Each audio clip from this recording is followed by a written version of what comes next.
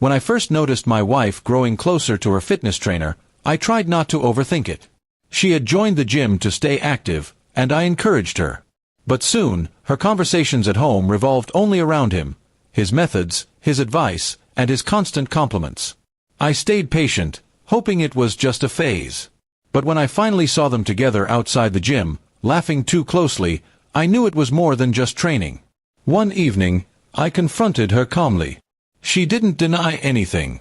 Instead, she brushed me off, saying I was too busy with work and that he understood her better. The sting of betrayal cut deep, but I didn't want to lose my dignity by begging her to stop. Still, I never expected the trainer himself to show up at my workplace a few days later, smirking as if he had already won. He walked into my office casually, leaning against my desk. "She deserves a real man," he said boldly. "You're not enough for her." His words struck me like a knife. For a moment, I was silent, torn between rage and disbelief. But then I looked at him and realized, he thrived on intimidation. He wanted to break me. Instead of reacting with anger, I simply smiled. "Is that what she told you?" I asked. My calmness seemed to annoy him. He expected me to lash out, to lose control. But I had no intention of giving him that satisfaction. I knew if I handled this right, I could turn the tables completely. I began quietly gathering information. Through a few connections, I learned the trainer wasn't exactly clean. He had been involved in shady deals, using his position to exploit clients, especially women, for money and personal favors. There were complaints against him that the gym had ignored for fear of bad publicity. This was exactly the leverage I needed. The next time he tried to provoke me, I invited him for a man-to-man talk at a cafe.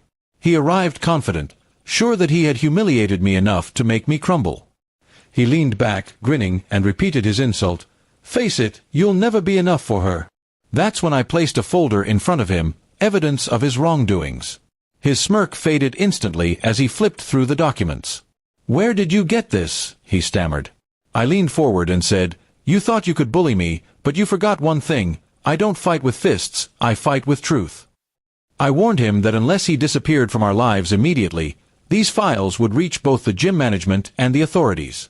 For the first time, I saw fear in his eyes.